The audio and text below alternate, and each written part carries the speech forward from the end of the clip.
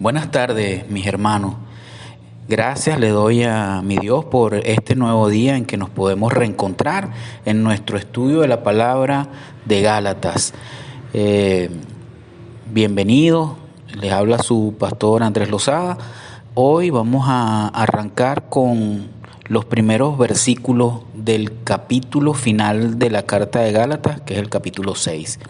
Vamos a hablar específicamente de Gálatas 6, del 1 al 5. Y le he dado como título a esta porción, la corrección de un hermano. Una de las cosas más difíciles para un creyente es la corrección de un hermano en la fe. Mucha sabiduría y mucha oración son necesarias para poder tener la humildad requerida para poder hacer tal cosa. Y como veremos en los siguientes versículos, el corregir a otros es algo que Dios nos ordena que hagamos. Es así, nos lo pide. Es por eso que no es tan importante que como creyentes no seamos orgullosos o envidiosos y que no nos deleitemos en provocar a otros, sino que continuamente exhibamos el fruto del Espíritu en nosotros. De hecho, en los versículos con los que Pablo cerró el capítulo 5 y que vimos, él comparó las obras de la carne con el fruto del Espíritu, llegando a la conclusión de que los cristianos, los verdaderos creyentes, debemos vivir vidas guiadas por el Espíritu Santo, viviendo en ellos. Pero, ¿qué quiere decir el vivir una vida llena del fruto del Espíritu? ¿Cuál es el significado de vivir una vida caracterizada por amor, gozo, paz, paciencia, benignidad, bondad, fidelidad, mansedumbre y dominio propio? En este capítulo 6, Pablo decepciona a aquellos que piensan que el vivir una vida llena del Espíritu Santo tiene un significado místico, ya que él apunta de nuevo a cómo el vivir en el Espíritu es algo objetivo y muy pertinente en nuestras vidas. Efectivamente, el vivir en el Espíritu, el andar en el Espíritu, el estar llenos del fruto del Espíritu, se hace evidente en nuestras vidas por medio de cómo conducimos nuestras relaciones con las demás personas. Es lo que vamos a ver en Gálatas 6 del 1 al 5. Y cómo usamos el dinero que Dios nos da la responsabilidad de aplicar para sus propósitos. Es la parte que vendrá después en Gálatas 6:10 que vamos a tratar. Ciertamente Pablo nos enseña que la espiritualidad no se mide de una manera mística, sino que se mide de una manera objetiva por medio de nuestra obediencia en estas áreas. Bien, vamos a ponerle este tiempo al Señor, vamos a orar para permitir que sea el Espíritu Santo el que nos guíe en esta nueva etapa del estudio. Señor, mi Dios bendito, te damos gracias una vez más por permitirnos, Señor, en medio de las circunstancias que vivimos, en las cuales tú has permitido que levantemos altares familiares, que estemos reunidos en nuestros hogares con nuestras esposas, con nuestros hijos, con familia, con algún vecino. Padre, sé tú guardando nuestros corazones, permitiendo que este tiempo sea un tiempo especial de gozo, en el que podamos estar como uno solo en tu espíritu, Señor, en cada una de las casas que están representadas por las familias que conforman tu iglesia, tu congregación de bendición y vida. Padre, Señor, guíanos, porque queremos hoy tocar este tema que es bien importante para las interrelaciones de cada uno de nosotros como hermanos dentro de la congregación. Te ponemos esta porción de Gálatas 6, 1, 5, bajo tu control, bajo el control del Espíritu Santo, Señor, que seas tú moviéndote en medio de todas las circunstancias, Señor, que sea tu Espíritu Santo controlando mi lengua y haciendo llegar realmente lo que es necesario para cada uno de nosotros, que este sea un tiempo realmente de crecimiento y de gozo en tu palabra. Lo ponemos en tus manos, en el nombre de Cristo Jesús. Amén. Bien, mis queridos hermanos, vamos a leer entonces Gálatas 6, del 1 al 5. Dice la palabra: hermanos, aun si alguno es sorprendido en alguna falta, vosotros que sois espirituales, restauradlo en un espíritu de mansedumbre, mirándote a ti mismo, no sea que tú también seas tentado. Llevad los unos las cargas de los otros y cumplid así la ley de Cristo, porque si alguno se cree que es algo, no siendo nada, se engaña a sí mismo. Pero que cada uno examine su propia obra y entonces tendrá motivo para gloriarse solamente con respecto a sí mismo y no con respecto a otro, porque cada uno llevará su propia carga. Amén. Bien, fíjense bien, el hecho de que el pecado existe en las vidas de cada uno de nosotros como creyentes es una triste realidad, pero no obstante una realidad en sí. Es con este pensar que Pablo abre el capítulo 6 de Gálatas. Debemos tener en mente que el hombre es un pecador y el creer que no es así es de por sí un pecado. Y así nos lo deja ver Primera de Juan 1:8. Si dijéramos que no tenemos pecado, nos engañamos a nosotros mismos y la verdad no estaría en nosotros. Si los creyentes no fuéramos susceptibles al pecado, no tendríamos todas las advertencias para prevenir caer en el pecado del Nuevo Testamento. Por ejemplo, Efesios 6:11 nos dice: revestidos de toda la armadura de Dios para que podáis estar firmes contra las acechanzas del diablo. Si como cristianos no sufriéramos del pecado, no necesitaríamos la armadura de Dios, y tampoco necesitaríamos estar firmes contra las insidias del diablo, ya que ninguna de sus insidias nos podrían hacer caer. Dice Santiago 1:21, por lo cual, desechando toda inmundicia y abundancia de malicia, acoged con mansedumbre la palabra implantada que puede salvar vuestras almas. Si como cristianos no sufriéramos del pecado, Santiago no nos advertiría que cada uno puede ser tentado por sus propias pasiones y no nos ordenaría a que desecháramos toda inmundicia si la capacidad para esta no quedara en nosotros ya. Lamentablemente, el pecado es muy real en la vida de cada creyente. Es por esto que la santidad es una meta importante para todos y cada uno de nosotros, tanto la santidad personal como la santidad de la iglesia. Se ha dicho que el propósito principal del creyente es darle honor y alabanza a Dios. Y Dios solamente puede ser honrado y alabado por su gente cuando estos están siendo transformados en su carácter a ser más y más como el Señor. Perdón. A pesar que el ministerio del evangelismo es indispensable para la iglesia, la santidad es realmente fundamental para todo el ministerio de la iglesia. La pureza interna del creyente y de su iglesia es algo que el Señor puede usar para el avance de todo el ministerio y de todos los deseos de Dios. ¿Cuál es la importancia de reconocer qué tan vulnerables somos para caer en el pecado? Si tenemos en mente que nosotros podemos caer en el pecado, no nos enorgulleceríamos al no pecar en alguna situación y no veríamos de menos a los que sí caen en el pecado, sino con amor y ternura desearíamos hacerle ver su error y le ayudaremos a que regresen a una sana relación con Dios. Así, al arrepentirse, ellos podrán alabar al Señor y honrarlo con sus vidas de nuevo. Es en esta restauración del creyente, pecador penitente, el primer tema con el que Pablo trata el comienzo de Gálatas 6.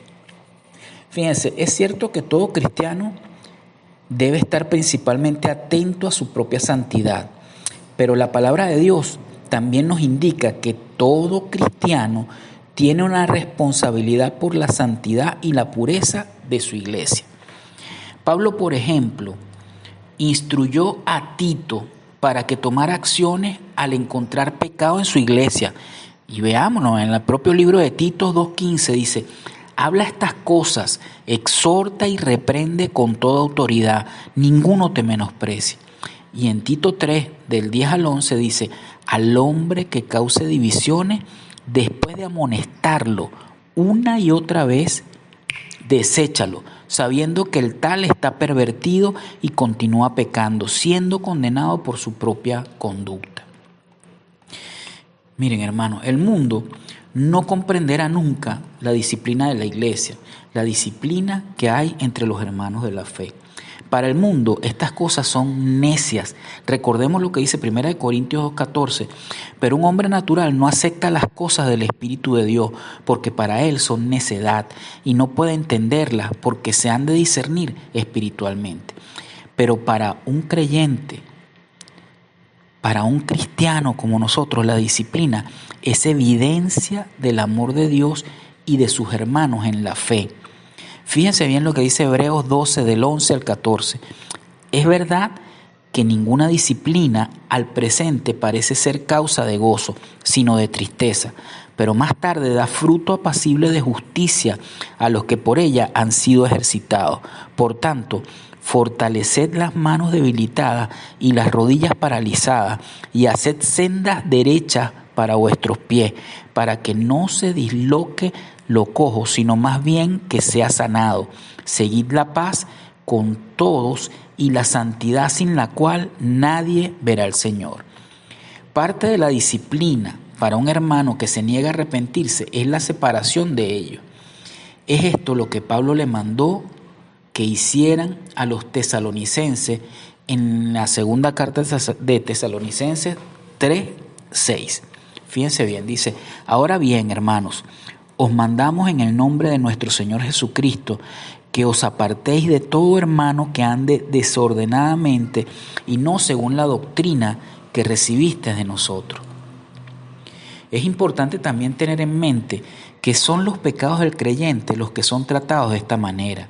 Es la iglesia que se debe mantener pura, así que todo el que se asocie con la iglesia debe satisfacer el mismo criterio de santidad. Los que están fuera de la iglesia, no siendo creyentes, están viviendo en sus pecados y están viviendo de la manera que para ellos es natural. Lo que ellos necesitan es oír y responder al Evangelio. La corrección de su pecado no es algo que todavía puedan comprender porque no han reconocido su pecado a Cristo como su Señor y Salvador. 1 Corintios 5, del 9 al 13 dice: os he escrito en la carta que no os juntaráis con fornicarios, pero no quise decir con los fornicarios de este mundo, o con los avaros y ladrones o idólatras, pues entonces os sería necesario salir de este mundo. Más bien os escribí entonces no juntaros con ninguno que llamándose hermano sea fornicario o avaro o idólatra o calumniador o borracho o codicioso. Con ese tal ni aun comer, porque ¿qué me va a mí en juzgar a los de afuera? ¿No juzgáis vosotros a los de adentro? A los de afuera ya los juzgará Dios. Quitad de entre de vosotros al malvado. Palabra fuerte aquí del hermano Pablo en 1 Corintios.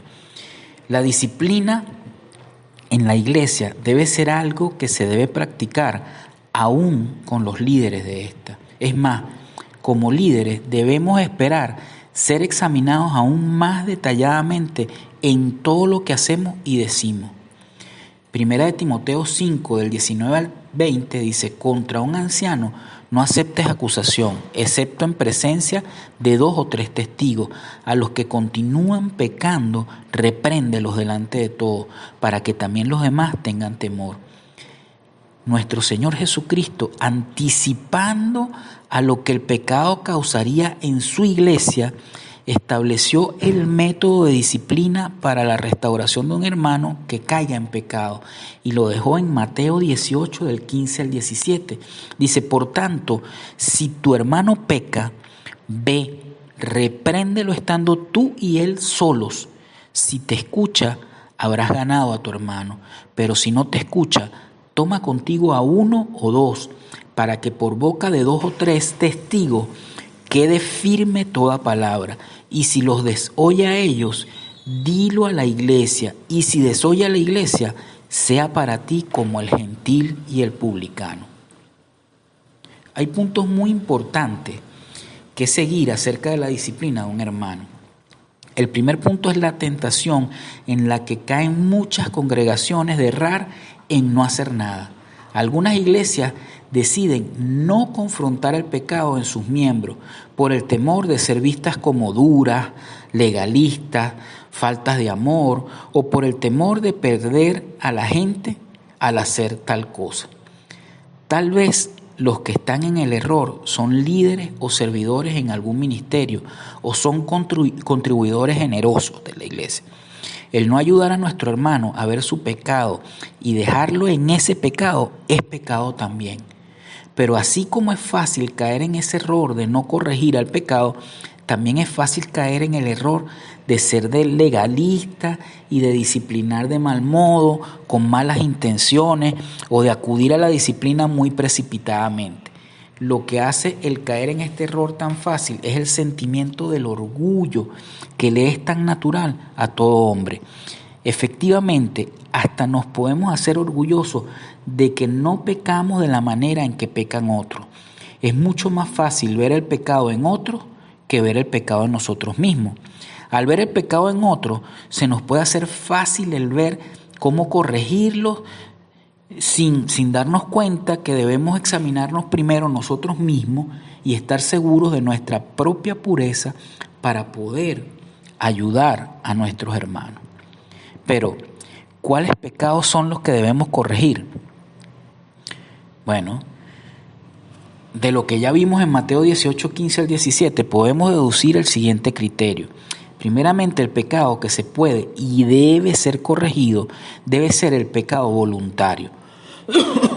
No todos los pecados que cometemos lo cometemos voluntariamente.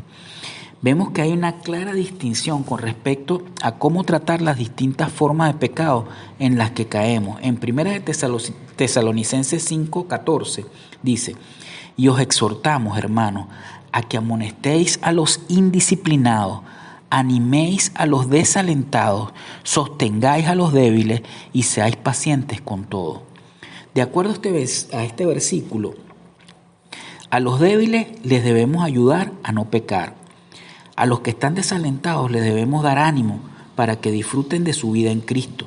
Pero a los que son indisciplinados u ociosos, a estos debemos amonestar. Alguien que es ocioso es alguien que no tiene uso ni ejercicio para aquello a lo que está destinado. Un creyente está destinado a la obediencia, pero el ocioso o indisciplinado no está poniendo en práctica su obediencia. Esta es una persona rebelde e ingobernable. Cuando una persona sabe la verdad de la palabra de Dios y aún así decide desobedecerla, no hay otro recurso más que la disciplina. Es muy importante darnos cuenta que igual de importante a la disciplina del pecador es la paciencia que debemos tener con todos los hermanos. Como ya hemos visto, la paciencia es uno de los elementos característicos del fruto del Espíritu. En segundo lugar, el pecado debe ser una obra específicamente prohibida en la Biblia. A pesar de que la gente puede pecar con sus pensamientos y con sus actitudes para poder amonestar a alguien por un pecado, ese pecado debe ser expresado en obra o en palabra. Este debe ser el caso por el que primeramente tenemos limitado conocimiento del corazón del hombre. Pensemos un poquito en 1 Samuel 16:7. Pero Yahvé dijo a Samuel: no mire su aspecto ni a lo grande de su estatura, porque lo he rechazado, porque yo no miro como mira el hombre, porque el hombre mira lo que hay ante sus ojos, pero Yahvé mira el corazón. Y segundo, porque lo que está en el corazón del hombre eventualmente será expresado. Y así dice el Señor en Mateo 15, del 15 al 20, dice: tomando la palabra, Pedro le dijo: acláranos la parábola. Y él respondió: ¿también vosotros estáis aún sin entendimiento? ¿No entendéis que todo lo que entra en la boca va al vientre y es echado en la letrina?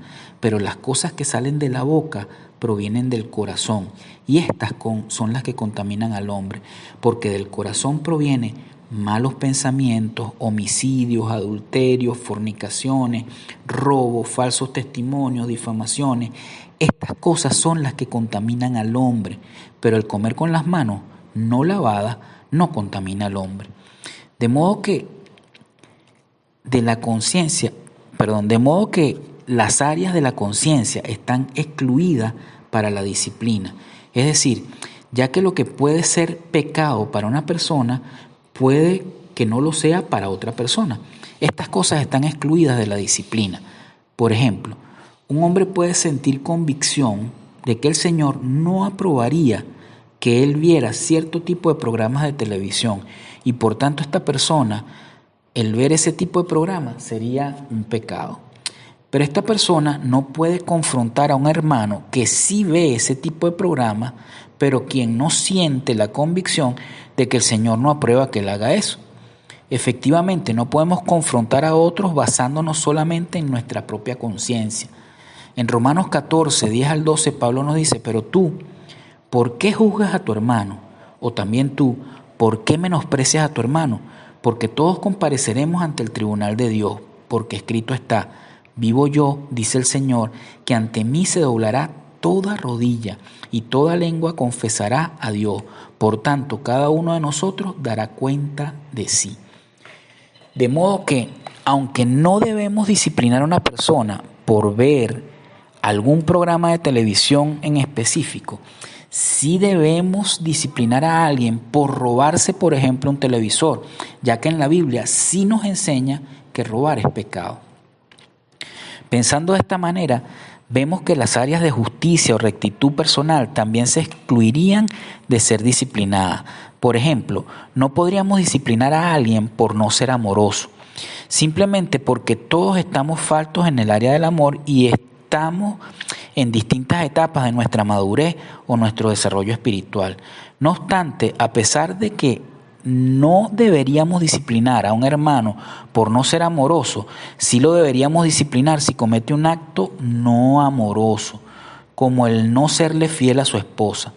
El propósito de la disciplina siempre tiene que ser la restauración del hermano que está en pecado. Si tenemos esto en mente, tendremos también en mente que como lo corrijamos, debemos demostrar el amor de Dios para con él. Esto nos ayudará a ser más discretos, tanto en cómo corregir a un hermano cuando lo estemos realizando. Debemos estar muy conscientes de estas debilidades antes de juzgar a nuestros hermanos. Y es con esta garantía que Pablo cerró el capítulo 5 y ahora abre el capítulo 6. Pablo dirige su mensaje a hermanos, tal cual como comienza con el versículo 1. Es decir, Pablo nos hace ver que el tema de la corrección, o sea, de la restauración de un creyente por otro creyente, es lo que él está enseñando. La restauración de un hermano en pecado es la responsabilidad de un hermano de la fe. Y es con el amor que Dios manda que tengamos para con un hermano en la fe que debemos hacer esta corrección. Todo hermano merece ser restaurado si cae en un pecado, por cualquier razón. La frase sorprendido en alguna falta puede dar la impresión que el hermano pecador fue descubierto en el acto del pecado, pero ese no es necesariamente el sentido que le dan aquí en el primer versículo del capítulo 6. El sentido es que la falta en sí o sus consecuencias han causado una situación en la cual el hermano en pecado nota o sufre su error. Algunos comentaristas ven el descuido moral de la persona como la razón por la sorpresa. Es decir, piensan que el pecado no fue necesariamente cometido con premeditación, sino que sucedió porque la persona se descuidó o creyó que podía soportar más tentación que la que realmente podía, y por eso dejó ser tentado. También puede ser que la persona que quiere vivir su vida bien, pero nada más está confiando en sus propias fuerzas y no sometiéndose al Señor. La palabra falta que aparece en ese versículo 1 del capítulo 6 quiere decir tropiezo o un desvío del camino de la rectitud moral. La responsabilidad de la corrección de los hermanos que tropiezan o que cometen otros pecados más serios les es dada a los hermanos que son espirituales. Y lo aclara ahí el versículo 1. En el capítulo anterior vimos qué es lo que caracteriza a un hermano espiritual. Un hermano espiritual es alguien que anda en el espíritu. Un hermano espiritual es alguien que manifiesta el fruto del Espíritu en su vida cotidiana. Un hermano espiritual es alguien que no está orgulloso de su rectitud moral, sino que es alguien que reconoce qué tan fácil él mismo estaría en el pecado si no fuera por la gracia de Dios. Un hermano espiritual es alguien que no se verá a sí mismo como mejor que el hermano que está en algún problema o en alguna falta. Un hermano espiritual es alguien que reconocerá su responsabilidad de corregir al hermano que está en alguna falta. En este punto es importante comprender la distinción entre la espiritualidad y la madurez. Sí, veamos este puntico en particular porque siempre trae duda. Debemos comprender cuál es la diferencia entre espiritualidad y madurez. Fíjense bien, la madurez es algo relativo, es decir, depende del crecimiento y del progreso que un creyente hace al llegar a la fe. La espiritualidad, por otro lado, es una realidad absoluta que no está relacionada al crecimiento.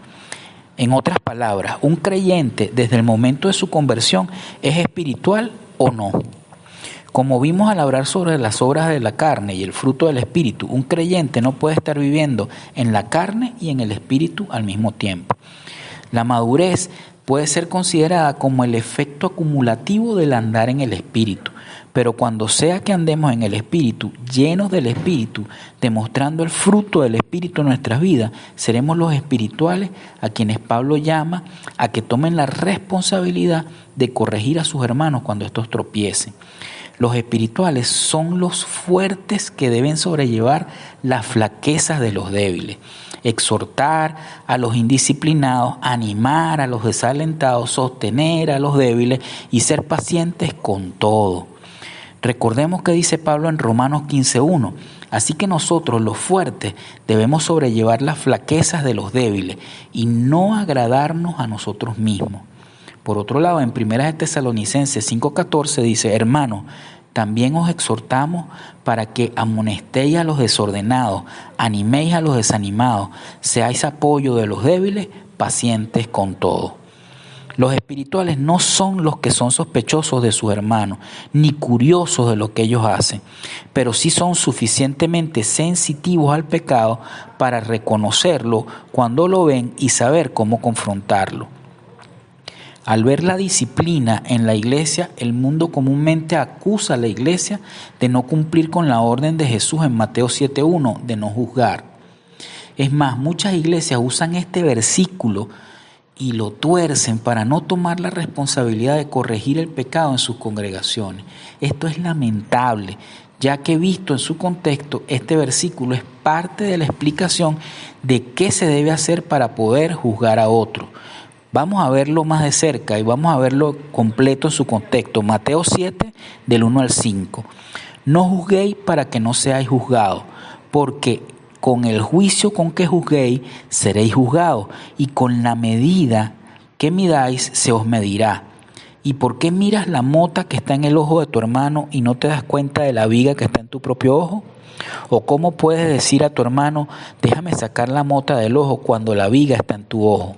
Hipócrita, saca primero la viga de tu ojo y entonces verás con claridad para sacar la mota del ojo de tu hermano. Debemos notar nuestra propia pecaminosidad y debemos guardarnos del pecado para poder ver con claridad los pecados de los otros y poder ayudarlos a ser restaurados. La caución de no juzgar es dada a la persona orgullosa de su propia conducta, quien al hacer esto efectivamente juzga a los otros basándose en sí mismo como ejemplo de la perfección. Es esta persona orgullosa de su supuesta rectitud moral la que no debe juzgar a otros, ya que esta persona no es espiritual. De modo que es la persona que es espiritual quien sí debe hacer algo acerca de su hermano que se encuentra en alguna falta.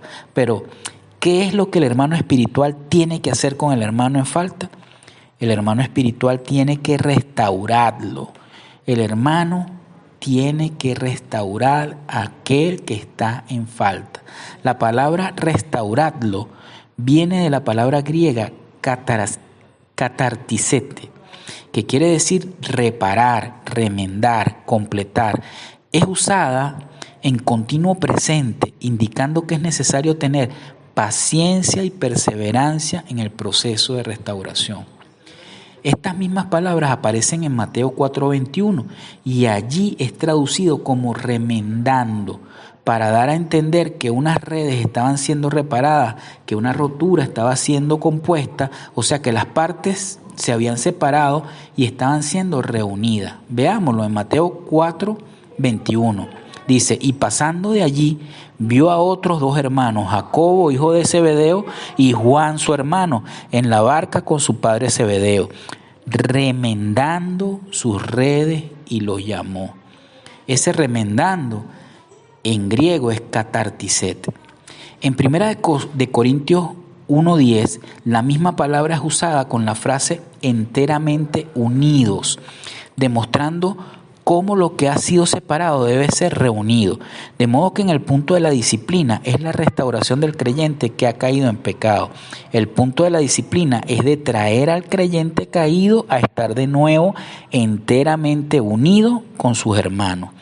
1 Corintios 1:10 dice, os ruego, hermanos, por el nombre de vuestro Señor Jesucristo, que todos os pongáis de acuerdo y que no haya divisiones entre vosotros, sino que estéis enteramente unidos en un mismo sentir y en un mismo parecer.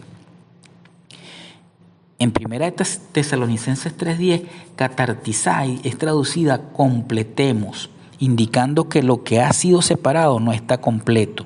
El hermano en pecado no está completo al estar separado de su Salvador y de sus hermanos.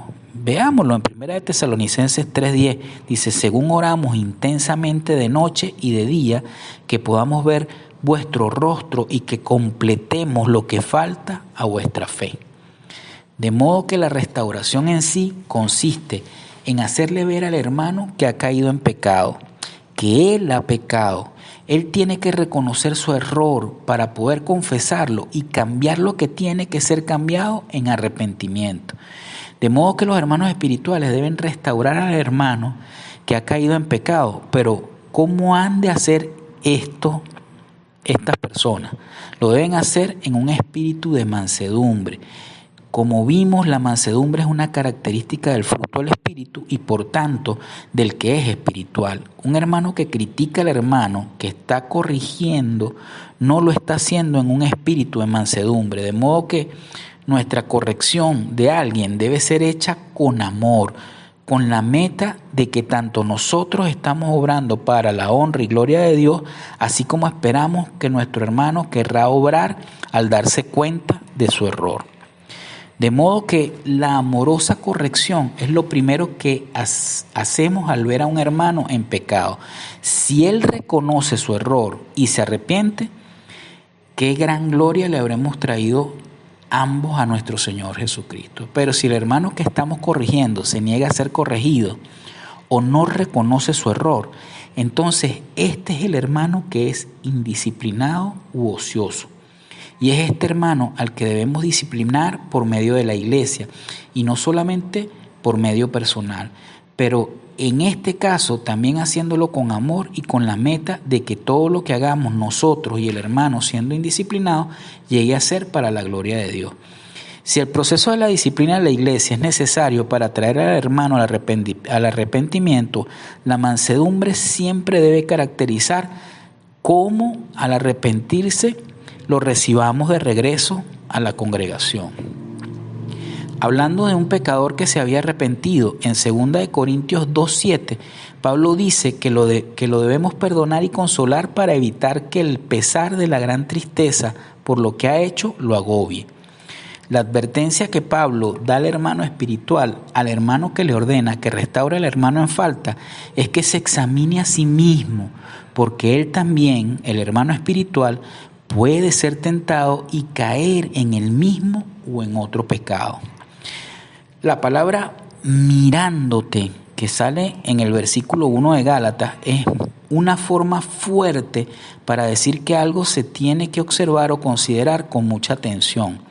La palabra se encuentra en presente, lo cual da énfasis a la continuidad de la acción, es decir, el hermano espiritual debe continuamente y diligentemente observarse cómo anda en el espíritu para poder mantener una pureza que le sea agradable al Señor. Nunca debemos pensar que somos inmunes al pecado, sino que debemos tener la humilde actitud que reconoce que necesitamos la fuerza del Espíritu Santo en nosotros para poder combatir las tentaciones que nos atacan. Siendo humanos en nuestra naturaleza, el ser vulnerable a la tentación es lo que realmente nos patenta. Pero por la gracia de Dios podemos triunfar y ayudarnos los unos a los otros a tener victoria sobre el pecado. De modo que la primera responsabilidad que Pablo le da al hermano que es espiritual es con respecto a un hermano que se encuentra en pecado. Es la de restaurarlo a un estado de unión con Cristo y su cuerpo, la iglesia. La segunda responsabilidad que Pablo da al hermano que es espiritual con respecto a un hermano que se encuentra en dificultades la encontramos en el versículo 2 del capítulo 6 de Gálatas. La segunda responsabilidad que Pablo le da al hermano que es espiritual es de llevar las cargas de otro. La palabra llevad del versículo 2 o sobrellevad traduce de la palabra griega bastásete, que viene del verbo griego bastazo y da a entender el cargar o soportar con alguna carga o algún peso o algún agobio. Pablo usa esta palabra metafóricamente 4 veces en su epístola a los Gálatas. En Gálatas 5:10 la usa para denotar que los falsos hermanos que estaban perturbando a los Gálatas llevarían o cargarían con su castigo apropiado. En Gálatas 6:5, que estamos por verlo, es usado para denotar que cada creyente llevará la carga del efecto de su falta en desempeñar su obligación como creyente. Es decir, que cada creyente es responsable ante Dios por cómo lleva sus propias cargas, por cómo él o ella responde a las circunstancias de la vida.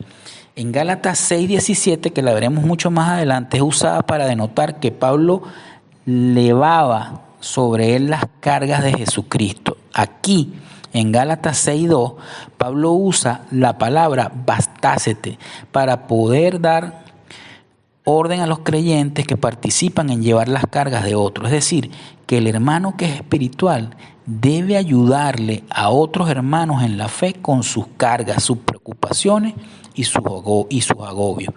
¿Cuáles son las cargas de otros creyentes con las que debemos ayudarnos los unos a los otros? Las cargas traduce de la palabra griega vare, que viene a dar a entender peso.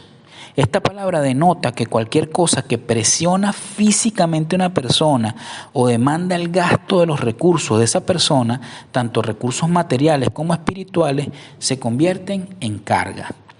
Las enseñanzas claras que vemos en este versículo son, primero, que todos tenemos cargas, penas o agobios de algún tipo. Segundo, que todos los creyentes nos debemos ayudar los unos a los otros con estas cargas, penas o agobios.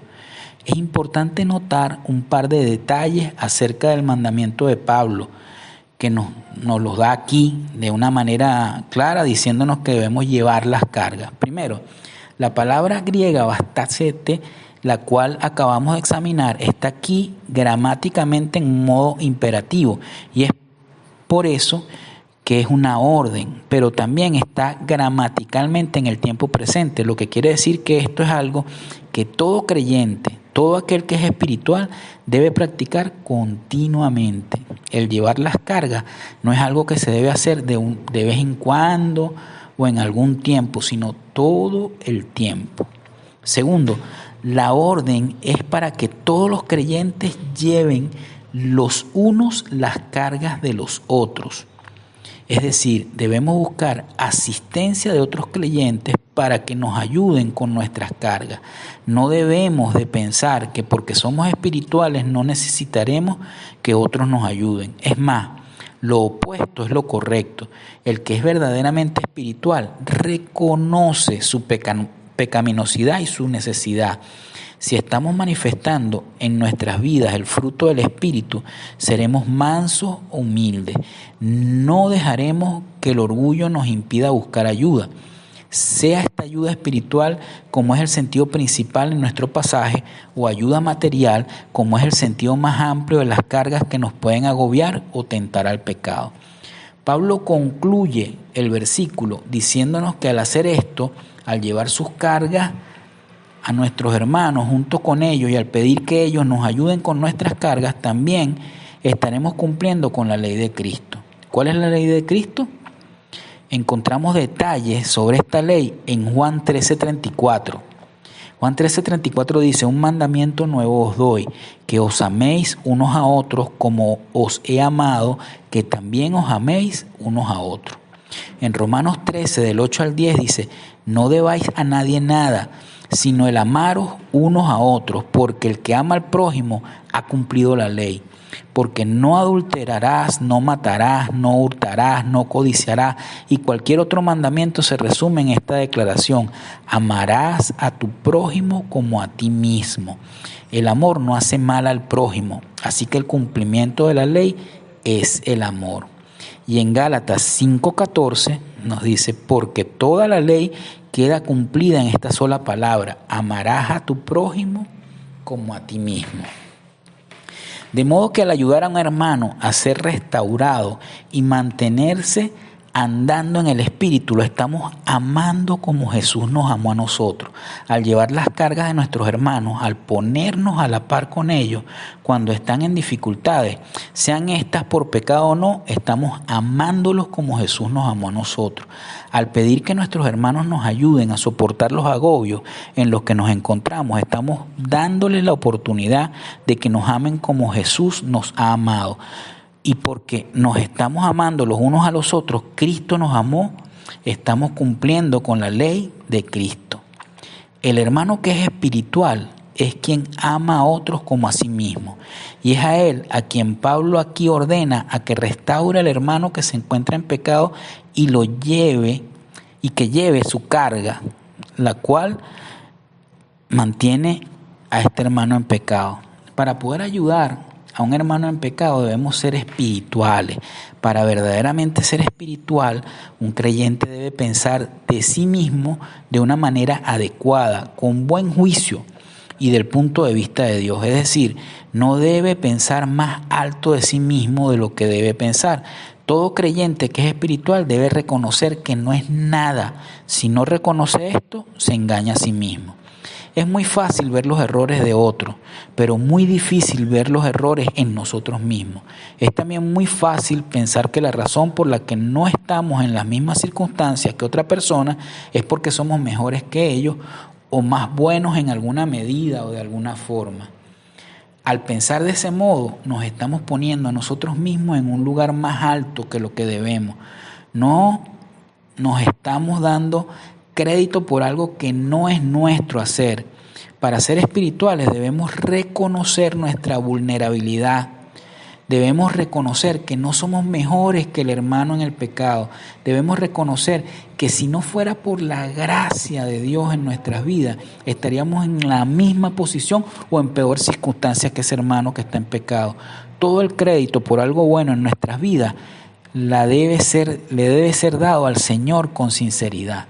Una realidad muy útil para mantener en mente y que Pablo aquí nos está enseñando aún al creyente espiritual, aún la persona a quien él está ordenándole que ayude al hermano en pecado, o sea, aún a las personas que andan en el Espíritu, es que no somos nada. Al pensar de nosotros mismos de este modo, reconociendo que no somos nada, tendremos la humildad requerida para corregir y para poder ayudar al hermano en pecado con mansedumbre.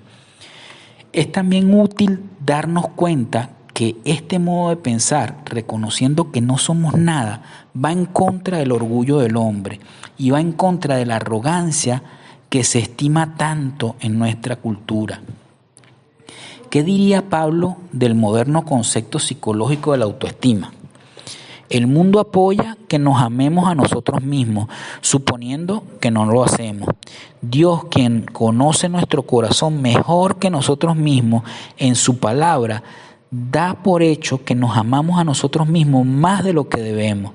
Dios sabe que nos apreciamos y valuamos más de lo que debemos, ya que pensamos de nosotros como si fuéramos algo, cuando en realidad no somos nada. El orgullo del mundo es algo de lo que nos debemos guardar con mucho cuidado. Fíjense que en el versículo 3, Pablo nos da una útil advertencia. En este versículo vemos como una razón por la cual un creyente puede fallar en ayudarle a su hermano en la fe cuando lo ve caído en pecado es el orgullo. El creyente que no ha caído en el pecado puede considerarse a sí mismo como más importante, más santo que su hermano, y por eso puede no querer bajarse de su supuesta alta posición para ayudarle a alguien con las consecuencias del pecado.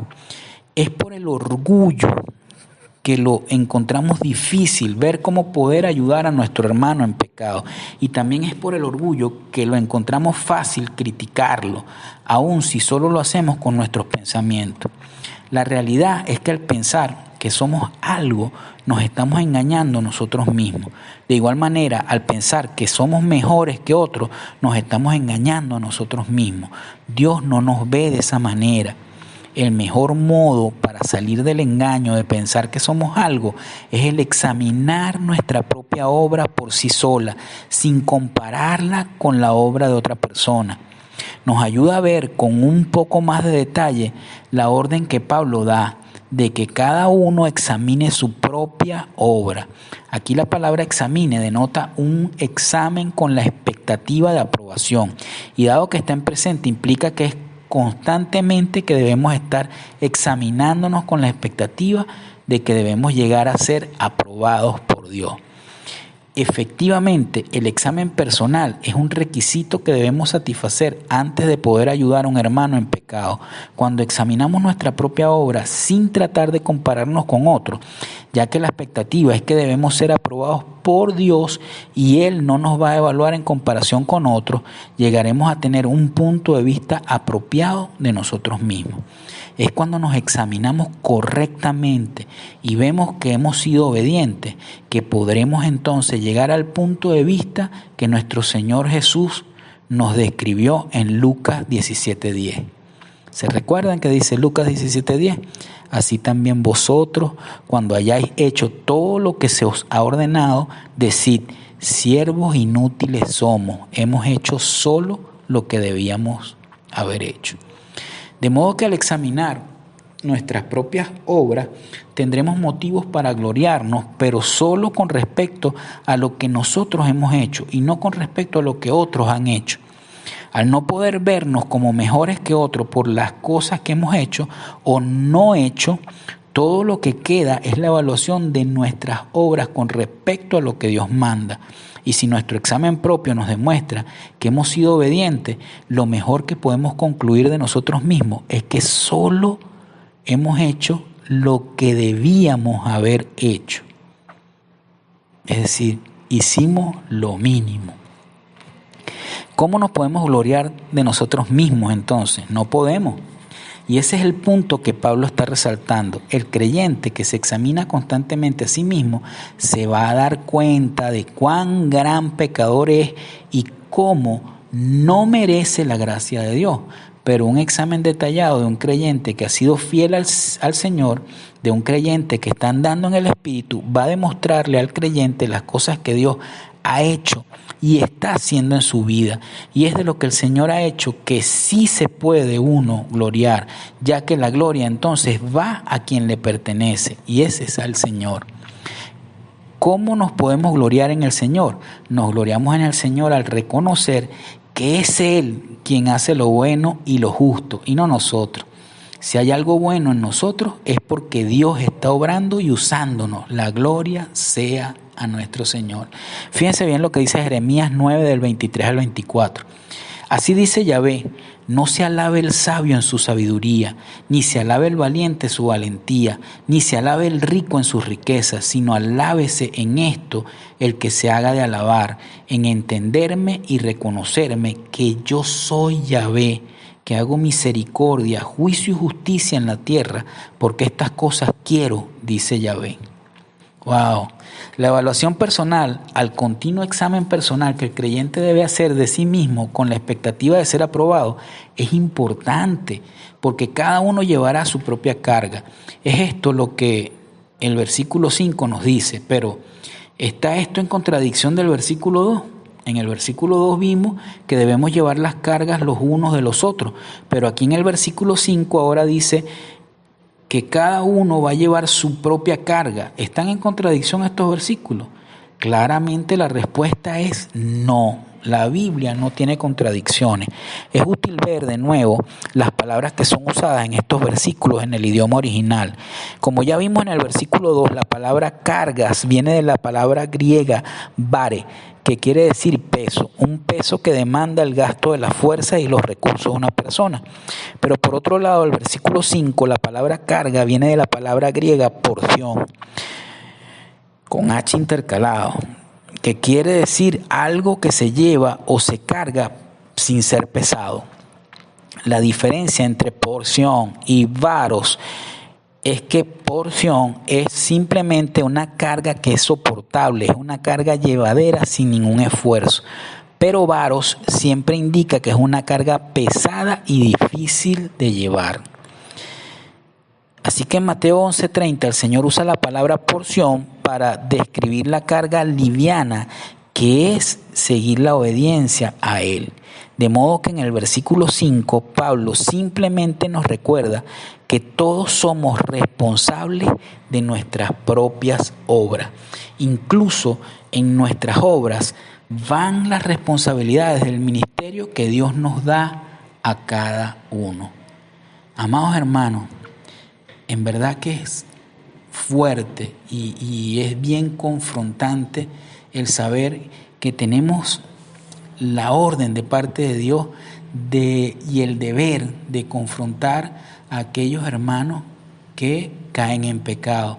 Pero también es importante ver claramente que sí y solo sí somos obedientes en el Señor y andamos en el Espíritu, evaluándonos constantemente, considerándonos como inferiores a los demás, dejando el orgullo a un lado y realmente estando crucificados junto al Señor, es la manera en que nosotros podemos ir con mansedumbre a corregir a nuestro hermano.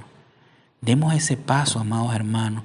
Realmente lleguemos a ese punto, porque cuán importante, cuántas veces no te has sentido tú, al igual que yo, con la necesidad de compartir tus cargas con tu hermano, de poder tener a alguien al cual puedas llamar en un momento de debilidad, de tener ese conocimiento de que ese hermano te es de gozo, porque realmente siendo espiritual busca ayudarte y no ve tu error como algo que él considera inferior al mismo o algo que él considera sucio, sino simplemente él ve ese problema como algo que hay que erradicar para que tú y yo y todo el resto de los hermanos que conformamos y que hacemos vida en el ministerio del Señor podamos estar tranquilos, porque dice la palabra que si sufre un componente, una parte del cuerpo, sufre todo el cuerpo. Y si se alegra una parte del cuerpo, todo el cuerpo se alegra. Pongamos esto en manos del Señor para que realmente podamos andar en el Espíritu y tengamos en cuenta que esa es la voluntad de Dios, que andemos haciendo lo bueno y pendiente de nuestro hermano alrededor, ya que nuestro llamado es amar a nuestros hermanos de esa manera ágape que solamente Dios nos mostró amándonos a nosotros. Demos gracias, hermanos, por lo que el Señor nos ha brindado esta noche y por todo lo que Él nos hace vivir día a día para poder seguir adelante. Gracias, Señor, por esta palabra que tú nos has brindado hoy. Gracias, Padre, porque realmente era necesaria a nuestros oídos, a nuestro corazón, y en este momento te pedimos que no se quede simplemente allí, Señor, sino que se haga vida en nuestras vidas, que podamos andar, Señor, teniendo presente en todo momento cuál es tu llamado, qué es lo que tú nos has encomendado y cuál es el deber ser en nuestro andar y en el nuestro compartir con nuestros hermanos en la congregación. Gracias, Señor, por este tiempo. Lo ponemos en tus manos en el nombre de Cristo Jesús. Amén. Gracias, hermanos, por haberme acompañado en esta exposición de la palabra y nos vemos en la próxima porción. Bendiciones.